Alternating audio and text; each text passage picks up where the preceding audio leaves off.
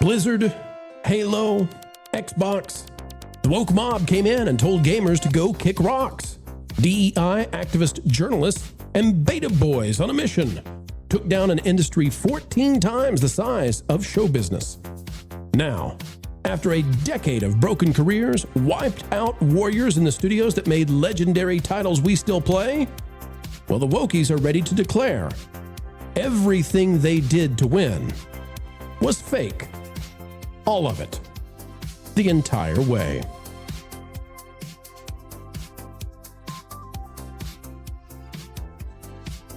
Hello, folks, and welcome back to the Pro Channel. I am joined by Jonas J. Campbell on this Monday afternoon. Jonas, how are you, sir? I'm doing pretty well. I think I'm doing better than Jason Schreier, though. That's right, and so folks are not confused. Schreier is on screen right. Jonas and I are on screen left. We would never want you to be confused.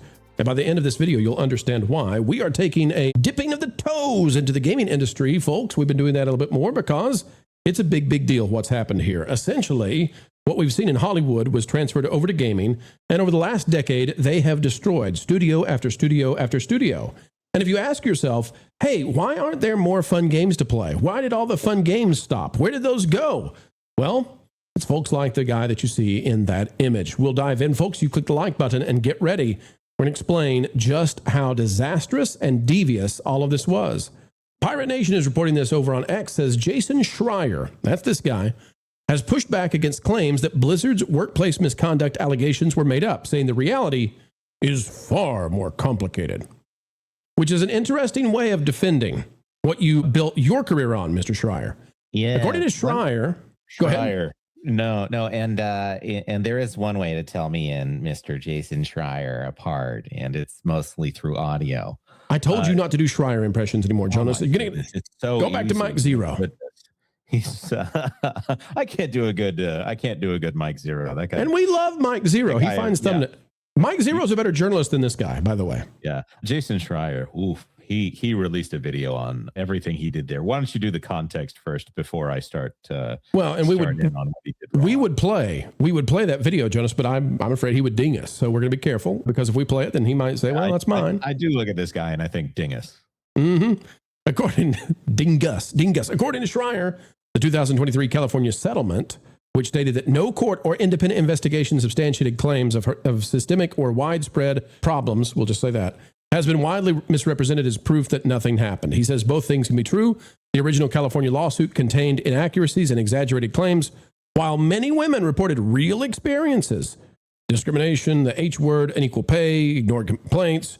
Schreier based his report on interviews with around 50 current and former Blizzard employees, is what he's claiming. Now, what is this all about, ladies and gentlemen? Well, it turns out all that stuff that this journalist used to take down Blizzard was likely fake. Asmongold Updates has this. I'll just play what Asmongold has to say as he runs through this, and then Jonas will get your thoughts. This is not all, folks. Hang in there. But this was the plan to destroy studios, was to come in, make disingenuous DEI claims, get angry, disgruntled former employees to say things, and then write giant reports. And, well, here's Asmongold. In case you didn't know, all of the allegations of sexual misconduct, abuse, harassment, and quote, frat boy culture were entirely fake, and the state of California even admitted that there is no evidence substantiating any of the claims.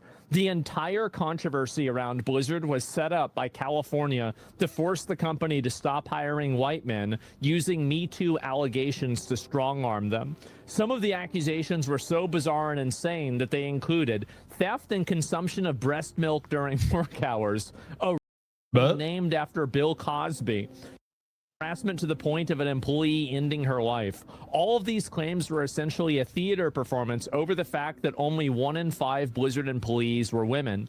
As a result, Blizzard agreed to pay roughly $18 million in fines and set up HR hiring practices that would discriminate against white men. Internal messages between California Civil Rights Division officials showed the entire thing was a ploy to send a message to the industry to literally ruin video games. There it is, Jonas. The entire thing was fake.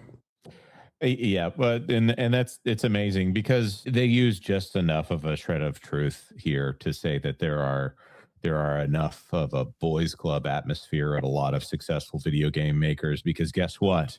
Guys who like to play video games that also make video games, sometimes they have a lot in common with the audience that buys video games. Why is it never roofers? Why do they never go after the roofing companies and demand that they have more women? Why does that never happen? Because even the roofers don't. I know a guy who used to run a roofing company, and he called it RIDS, Roofers Intelligence Deficiency Syndrome. That he said they'd call in, and then he'd just go down to their local bar that they always frequented, and oh, I thought you were sick. You had nursing a Michelob here during work hours. Anyways, Jason Schreier had an amazing response to all of this. He's been doing these videos called One Take Schreier. And by the way, One Take Schreier, if you would like to upgrade your lighting setup, I would recommend that. I just think the entire problem with what I've said here, it's coming from the culture war people, and he wants to pretend there is no culture war. And he talks about the level of intelligence around the discourse.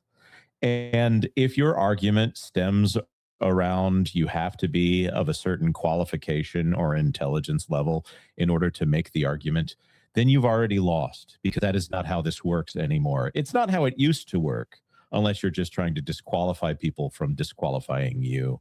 It's really disgusting behavior on an intellectual level to say that people can't disagree with you unless they have the proper credentials, of which I don't care what Jason Schreier's credentials are.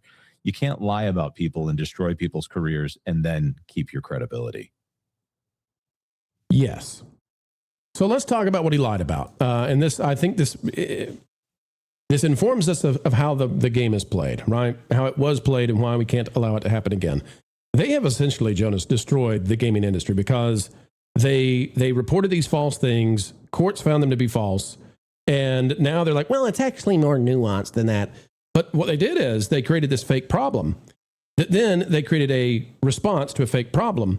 And then they built up all these consultation companies like Sweet Baby Inc. and these other things that came in to fix the problem that didn't exist by creating new problems and essentially wokeify the game studios. And they've crushed many of them. So if we look at this right now, Jonas, you can see this is a picture of the original World of Warcraft team that was Jason Schreier made all of these crazy accusations. And you can see in this photo, I believe there are 4 women on the team. Now, why would there be only 4 women on the team? Well, because it turns out that men at that time were more interested in MMOs. And it also turns out that men tend to be crazy enough to do the crunch hours necessary to build an MMO, unlike any other, at a scale that required insane work hours. So here we go. That's what we've got. We've got 4 women on the team, and but it's not based on my belief. It's not based on anything malicious at all. Okay, so Grums, who we've had on the show before, Mark Kern, he is in the photo right here with the green champagne bottle. He's leaned over, right? Mark says this is the original World of Warcraft team, and he's, by the way, the project lead. Journalists and grifters really did them dirty. This is the real story. This was not a frat house run amok, as they want you to believe. He says, I should know. I was the team lead. Every HR incident would have to cross my desk. None of them were of the worst varieties that were named in that report, or even frat boy style incidents. He says we did have one drinking binge that ended up with flooding a hotel room and getting the company banned, but there were no women involved nor anyone harmed. He says so many articles written that claimed Blizzard was a haven for some kind of wild and out of control environment. They are wrong. Instead, what we were was a group of geeks. Many of us socially awkward. All of us with a passion for games and absolutely driven to make the best game we could. Frat boys would have stuffed us in lockers and given us swirlies. We worked hard. We were gamers, geeks, nerds. Many were married with kids or starting families. Many others were extremely shy and introverted. We worked really long hours, but that's kind of what makes it what it takes to accomplish the exceptional. He says, I know it's popular to paint the OG gamers as some sort of toxic group that pushed out women and minorities, but that's a lie. That's the narrative they used to explain why teams were majority men back then. They were men because women wanted nothing to do with games until it became popular in culture. We would have loved to have seen more women interested in what we were doing, and we would have not cared if they wanted to join the team. There was only one requirement. You had to be a gamer and passionate about making games and have the skills to back it up. We were the quiet, awkward nerds who were driven to excellence.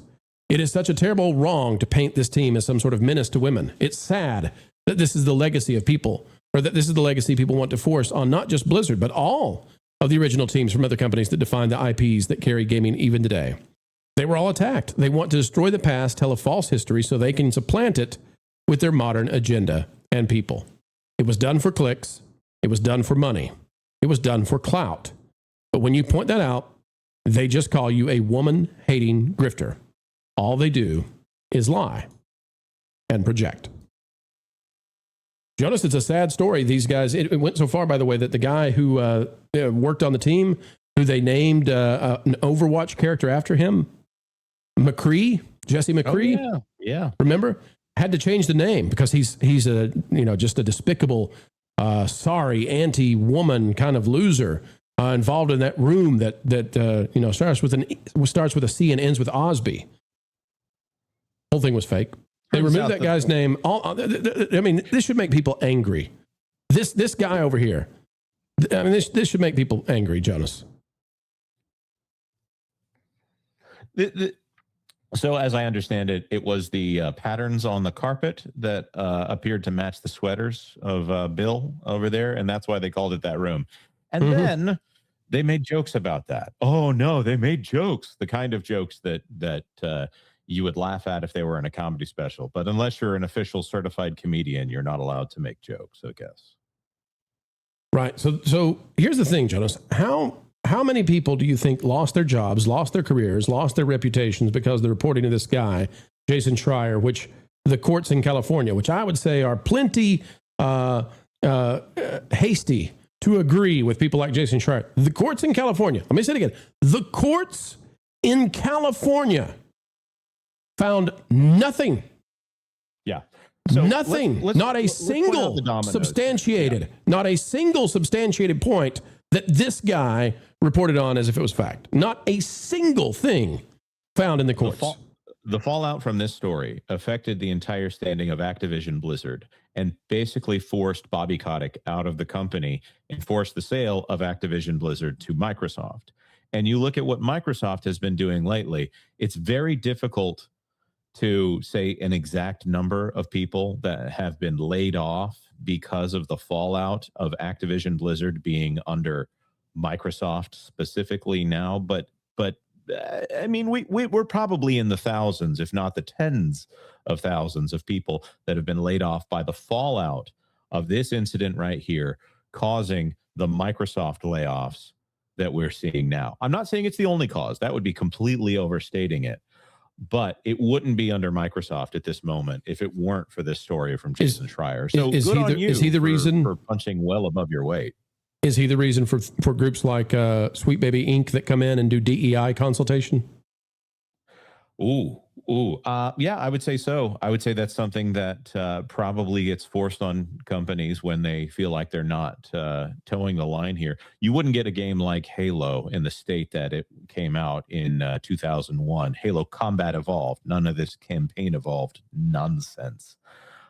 If you were forcing them to listen to people who actively have to come up with problems in order to justify their paycheck.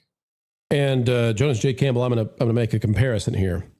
You and I were at a convention recently, and we saw the guy who allegedly destroyed the voice acting industry. Mm-hmm. Yep. He sat at a table waiting to sign autographs. We never saw a single person go to him. There were lines that were an hour long near him. Nobody went to him. Right next to him, yes. I think that guy, what's his name, Jonas? Escapes you? No, it doesn't escape. You don't want to name drop him? Nah. Yeah, he's a professional though. He's not the same as you, pro. He's a different pro. Oh yeah. Well, he sat there on his little cell phone for 8 hours, 3 days in a row with nobody coming to see him, not a person. And I just think that there are people out there. They are contemptible and they're angry and they're jealous. And I think Jason Schreier is one of these people where they run with these stories, they run with these clicks, and they don't think about, if I get this wrong, I'm going to wipe out, these people who are innocent. I'm going to wipe them out. They feel called, and Mercante might be the same kind of person, right? They feel that they have the right to destroy other people's good lives, and all in the name of reshaping the industries into the form that they wish to see. Woke. Yeah. Yeah. I would say that it appears that Jason Schreier thinks that being a frat boy is worse than being a liar. And, it doesn't sound like World of Warcraft and the team behind it doesn't sound like that was a frat boy culture, but I'd rather be called a frat boy than a liar any day, because one of those is fixable. And the other one is that affects your ability to do the job. Starting to look like I'd rather be called a lot of names. Just don't call me Jason Schreier. Well, but hey, I don't know if we're qualified enough in the intelligence level to engage in this kind of argument. Well, Jason Schreier is welcome to come on this channel, and I'll give him a fair shot. Maybe I'm wrong, but I'll take my intellectual abilities up against Jason Schreier any day, and he's welcome to come on here and explain how it is. He wrote a giant report, and the courts in California could not verify a single thing that he wrote. Yeah. I'm up for that intellectual discussion. Bring it on, Jason. Let's see what you got. Yeah. All right, folks. If he wants me to sit out so he doesn't get too eerie of a reflection there of his voice work, I'll sit out on that one. I think you could be the Bill Hader of the moment. You could be like, no, I sound exactly like you. All right, folks, if you know the clip, tell us in the comments down below. Like, share, subscribe, and I already told you what to comment, so we won't say that again. And folks, until the next time, keep learning, keep growing, don't destroy industries, don't wipe out careers unnecessarily, and keep, you guessed it, having fun.